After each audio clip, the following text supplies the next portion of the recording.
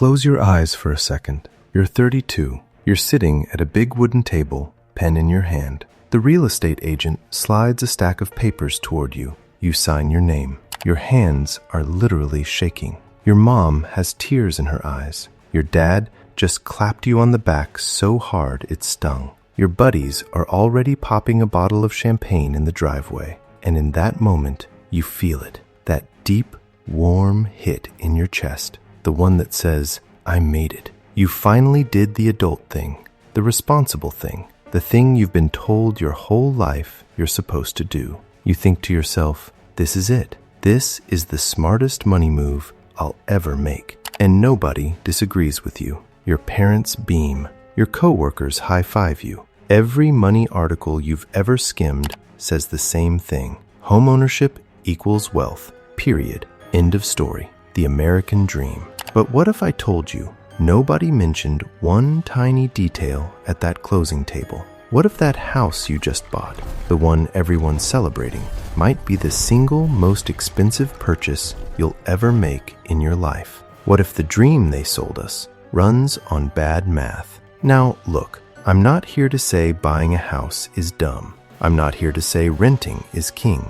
I'm saying the story we all got told is missing a chapter. And that missing chapter is draining hundreds of thousands of dollars from regular people, quietly, for decades. So don't click away, because by the time this video ends, you're never going to look at that for sale sign the same way again. Let's start with the bedtime story we all grew up with. It goes like this. Rent is dead money. Every dollar you hand your landlord vanishes into the void. Gone. Wasted. You're lighting it on fire. But a mortgage? That's different. A mortgage is you paying yourself. You're building equity. You're investing. And one day, you sell the house. And boom, you get all that money back. Plus extra. Free money. It's clean. It's simple. It's been said so many times that questioning it feels like questioning gravity. But here's the thing about popular stories. They don't survive because they're accurate. They survive because they're comfortable. Because they make us feel good. So let's pull the curtain back. Let's look at what actually happens to your cash when you buy a home. Because when most people brag, my house is an investment, they're doing elementary school math. They take two numbers, what they paid and what Zillow says it's worth now. I bought for $250,000, now it's $400,000. I made $150,000. High fives all around. They feel like Warren Buffett. But they forgot to bring a calculator to the party because they're not counting the real costs. And trust me, there are a lot of them.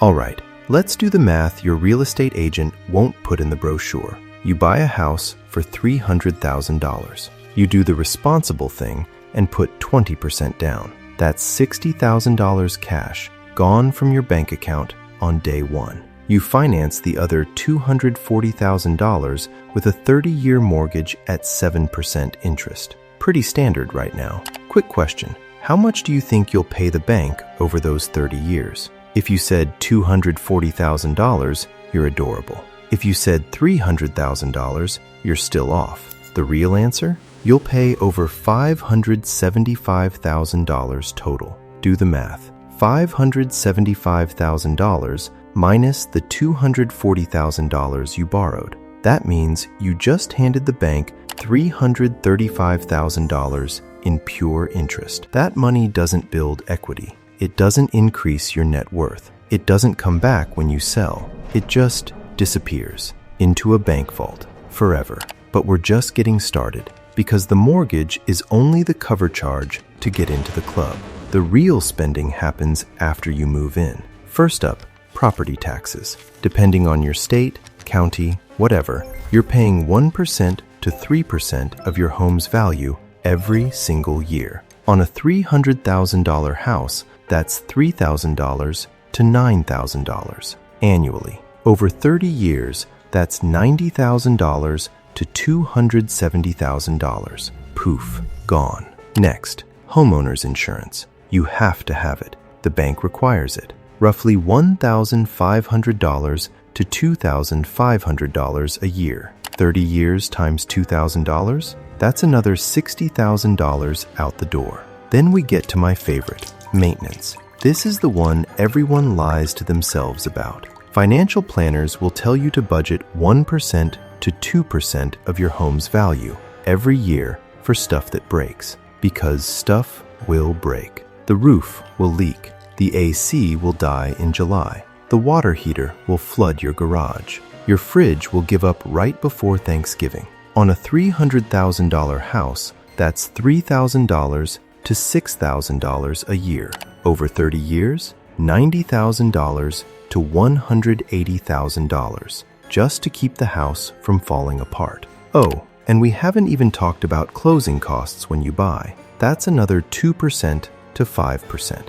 And when you sell, the real estate agents take 5% to 6% right off the top. So let's tally it up. You bought a $300,000 house. After 30 years of interest, taxes, insurance, repairs, and fees, you've actually spent between $700,000 and $900,000 of your real money. After 30 years, your house is worth $600,000, double what you paid. You pop champagne again. You made $300,000, right? Wrong.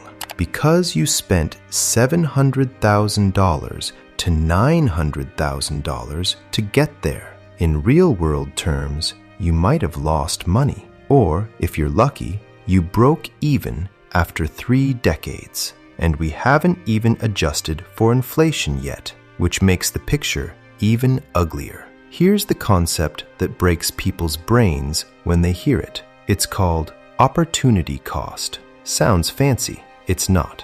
Opportunity cost just means this. When you choose to spend money on thing A, you automatically choose not to spend it on thing B, C, or D. And whatever you could have earned with thing B, that's a real cost too. Let's go back to that $60,000 down payment. You wrote that check on day 1. What if you didn't buy the house? What if you took that same $60,000 and put it in a boring S&P 500 index fund? The stock market has averaged around 10% per year for the last 100 years. It's bumpy, but over 30 years, it's pretty consistent. $60,000 growing at 10% for 30 years becomes $1,047,000. Read that again. Over $1 million from one decision, from not buying a house. But it gets crazier, because in most big cities, renting is actually cheaper per month than owning the exact same house. Let's say rent is $1,800, but the mortgage, taxes, insurance, and maintenance on that house would be $2,400. That's $600 you're saving every month by renting. What if you took that $600 difference and invested it too, every single month for 30 years at 10%? That grows to over $1.3 million.